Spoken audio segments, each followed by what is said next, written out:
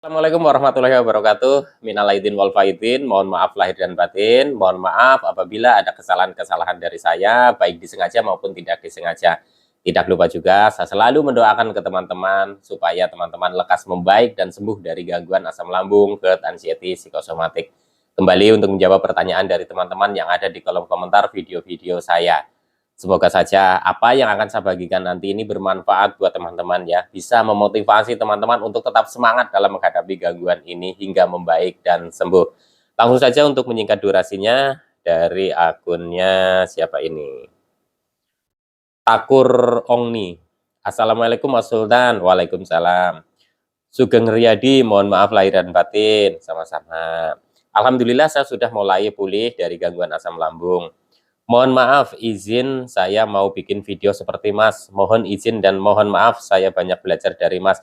Oh, nggak apa-apa, saya senang sekali. Jadi untuk teman-teman yang sudah mulai sembuh, bahkan sudah sembuh untuk bikin video motivasi teman-teman yang lainnya yang belum sembuh, itu saya sangat mendukung sekali ya.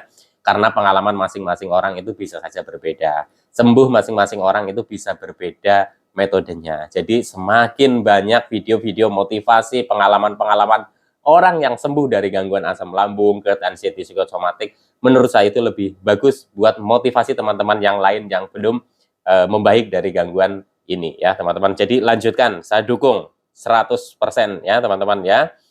Oke, lanjut lagi dari akunnya siapa ini? Muhammad Drevi. Mas, saya sudah setahun lebih penyakit cemas, asam lambung terasa keliengan, berjalan seperti nggak napak. Pertanyaan saya, Mas, apa boleh tidak untuk merokok? Jadi untuk merokok ini ya, ini hak masing-masing orang ya teman-teman ya. Jadi kalau menurut saya akan berbagi berdasarkan pengalaman pribadi saya.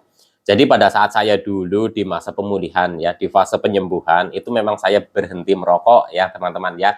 Ketika kondisi saya sudah mulai membaik, sudah enak, bisa dibilang ya tingkat kecemasannya itu sudah mulai terkendali ya. Saya memang mulai merokok lagi ya teman-teman. Tapi menurut saya ya, sebaiknya kalau teman-teman sudah bisa berhenti merokok, ya nggak apa-apa, berhenti saja ya teman-teman ya. Jadi untuk teman-teman yang bingung nih, boleh nggak sih saya merokok? Boleh nggak sih dalam kondisi seperti ini saya itu merokok? Saya tidak bisa jawab boleh atau tidaknya, itu karena hak masing-masing orang. Saya bercerita berdasarkan pengalaman pribadi saya. Pada saat pemulihan, penyembuhan, sampai dengan saat kondisinya membaik, saya berhenti merokok ya teman-teman ya. Oke, lanjut lagi dari akunnya, sebentar ya, Arif Rahman. Assalamualaikum Mas Sultan. Saya saat ini sedang, Waalaikumsalam. Saya saat ini sedang merasakan kalau saya berdiri kaki ini kok seperti tidak mampu menahan beban tubuh. Seperti mau jatuh, badan bergoyang, keliengan, mulut asam. Mohon solusinya Mas. Ya, memang seperti itu ya teman-teman ya. Jadi ketika kita mengalami gangguan asam lambung, apalagi yang sudah disertai dengan gangguan kecemasan ya, kita itu terasa seperti lemah gitu ya, lemes, letih, lesu. Bahkan ketika kita berdiri pun ya, seperti kita itu tidak bisa menopang badan kita gitu ya. Jadi kaki itu terasa lemes seperti kayak nggak ada tulangnya. Jadi kalau berdiri itu terasa ada goyangan dikit aja udah kayak sempoyong gitu ya. Kalau berjalan itu seperti kayak kita itu naik perahu, jadi kayak goyang-goyang itu seperti itu. Itu pengalaman saya dulu pada saat saya mengalami gangguan ini juga sama seperti itu. Nah, pertanyaannya adalah eh, mulut asem, mohon solusinya Mas. Jadi solusinya ketika teman-teman itu sering mengalami mulut asem ya, bisa teman-teman itu jaga di pola makannya. Kenapa? Mulut asam biasanya itu dikarenakan asam lambung kita itu reflux ya. Nah, penyebab refluksnya asam lambung ini bermacam-macam termasuk dari pola makan kita ya. Mungkin ada makanan-makanan yang memang belum cocok buat tubuh kita ya. Itu bisa menyebabkan gangguan asam lambung. Asam lambung meningkat terus reflux jadinya. Nah, ini penting sekali juga pada saat kita itu tidur malam. Dalam kondisi tidur malam, teman-teman usahakan ya bantal itu tinggi. Karena penderita gangguan asam lambung ya, GERD itu biasanya kan memang klep ya atau otot esofagus di sini ya. Klep ini kan masih belum bisa menutup sempurna. Jadi pada saat kita tidur malam itu biasanya itu terjadi refluksnya itu di saat malam ya. Pada saat kita tidur dengan posisi yang agak sejajar begini ini bisa memicu ya atau bisa memudahkan asam lambung itu jadi refleks ke atas. Jadi usahakan tidurnya dengan bantal yang agak tinggi gini, untuk meminimalisir refluksnya asam lambung ya teman-teman ya. Nah ini mungkin teman-teman itu sudah mempraktekkan seperti ini, ada yang sudah mempraktekkan atau belum mempraktekkan ya. Tapi ketika teman-teman sudah mempraktekkan seperti ini, teman-teman itu menunggu hasilnya itu bukan hitungan 1 atau 2 hari. Saya dulu lakukan ini itu rutin ya teman-teman, setiap malam ketika saya tidur itu bantal tinggi ya. Nanti lama-kelamaan setelah teman-teman itu jaga di pola makan, jaga di pas pada saat posisi tidurnya ya teman-teman ya. Terus teman-teman juga usahakan juga pikiran itu rileks ya. Karena gangguan asam lambung itu banyak faktor pemicunya ya teman-teman. Bisa jadi makanan, bisa jadi apa namanya, dari faktor pikiran kita. Jadi bermacam-macam. Amati satu persatu. Ketika teman-teman itu sudah menjaga pola makannya, mungkin teman-teman juga harus memperbaiki atau menjaga pola pikir kita supaya pikiran kita itu tidak selalu takut, tidak selalu cemas, tidak selalu khawatir dengan sakit ini. Itu ya teman-teman ya. Oke? Lanjut lagi ya. Dari akunnya sebentar ya teman-teman ya. Siapa ini? Abmuni ya. Tolong dijawab Mas, apa asam lambung merasa sakit kepala yang lumayan lama, biasanya lebih sering di atas, kadang di belakang, dan tensinya kira-kira hampir 24 jam terus, kurang lebih 1 bulan Mas. Iya, kalau pengalaman saya bisa menyebabkan apa namanya, kepala itu tegang, pusing, terus berat gitu, lah pokoknya nano-nano sekali ya teman-teman ya. Menurut saya itu bisa dikarenakan dari faktor gangguan asam lambung ya teman-teman ya. Jadi untuk teman-teman jangan terlalu banyak berpikir ya enggak, apakah ini penyakit berat lain dan lain-lain sebagainya ya. Terutama ketika teman-teman itu sudah memeriksakan diri ke dokter dan tidak didiagnosa penyakit lain, teman-teman jangan takut. Jaga pola makannya, jaga pola hidupnya, jaga pola pikirnya. Insya Allah nanti teman-teman juga akan berangsur sedikit demi sedikit itu pulih ya teman-teman ya. Dan untuk teman-teman yang belum memeriksakan diri ke dokter, saya sarankan teman-teman itu periksa diri ke dokter ya. Oke, lanjut lagi dari akunnya siapa ini ya. Bentar ya teman-teman ya. Stephen Chow. Ini subscriber lama ini ya. Bang, saya kehujanan. Tadi terus pusingnya luar biasa kayak mau jatuh. Terus timbul lagi cemas aku Bang. Apa nggak apa-apa? Nggak apa-apa ya teman-teman ya. Intinya begini. Dalam kondisi kita itu normal. Dalam kondisi kita dulu waktu belum terkena gangguan asam lambung.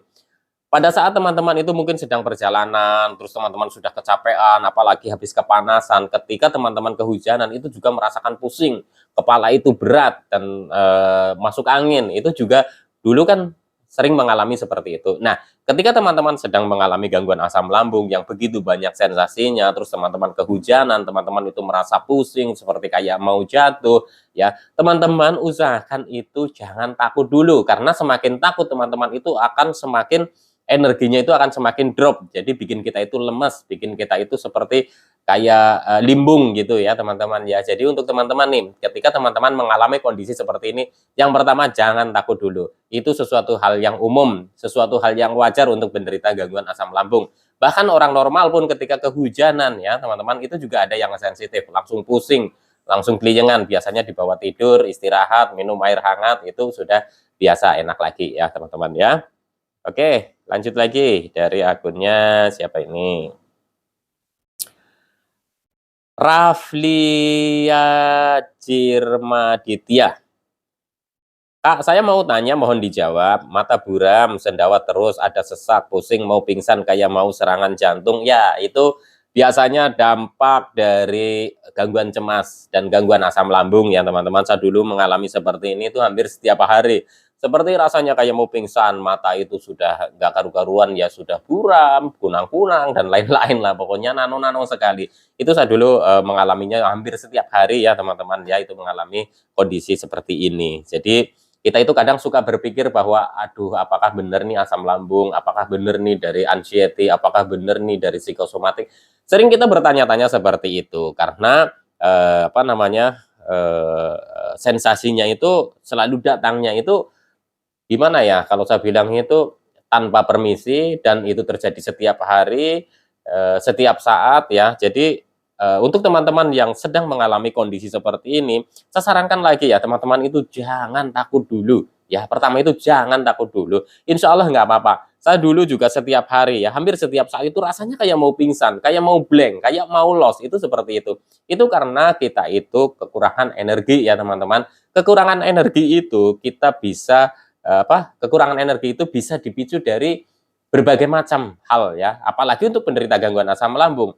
Makan makanan ya yang mungkin aman juga ya, karena kondisi kita itu juga sedang mengalami gangguan di lambung itu ya, tidak menyerap sempurna juga ya. Jadi yang harus jadi gizi, harus jadi energi dan lain-lain itu tidak bisa terserap sempurna. Apalagi ditambah dengan kecemasan kita ya, kecemasan, ketakutan tentang sakit ini yang nggak sembuh-sembuh. Sakit ini bisa sembuh ya teman-teman. Saya yakinkan lagi ke teman-teman, sakit ini bisa sembuh ya. Terlepas dari nanti kumat atau tidaknya, intinya sakit ini itu bisa sembuh. Jadi teman-teman jangan menyerah ya. Teman-teman tetap konsisten 3P-nya ya, dari pola makannya, pola hidupnya, pola pikirnya kita perbaiki secara bertahap ya teman-teman ya. Untuk sembuh dari gangguan ini memang perlu proses, tidak instan ya teman-teman. Pertama teman-teman itu mungkin sudah kangen yang namanya kesembuhan, itu sudah sudah hampir semua penderita gangguan asam lambung itu mengharapkan yang seperti itu. Tapi teman-teman harus menyadarinya juga bahwa gangguan asam lambung, GERD, anxiety, psikosomatik ini, gangguan ini itu sembuhnya itu tidak instan. Ini perlu proses dan ini perlu ketelatenan kita, perlu kesabaran kita dalam menghadapinya. Yang pertama, teman-teman jangan takut dulu. Saya dulu memang susah untuk tidak takut, tapi setelah saya mengalami perbaikan dan terus perbaikan ya.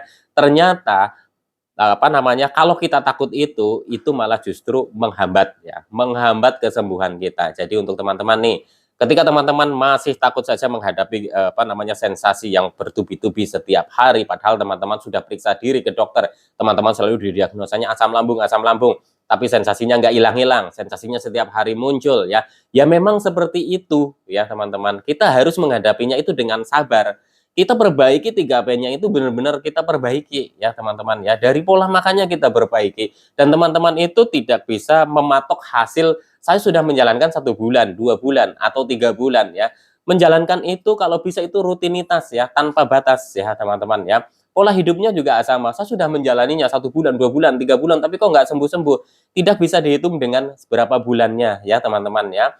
Terus teman-teman saya sudah menerapkan coba untuk tidak tegang, saya coba untuk rileks, tapi kok nggak sembuh-sembuh. Itu juga tidak bisa dipatok berapa minggu, berapa bulan ya teman-teman.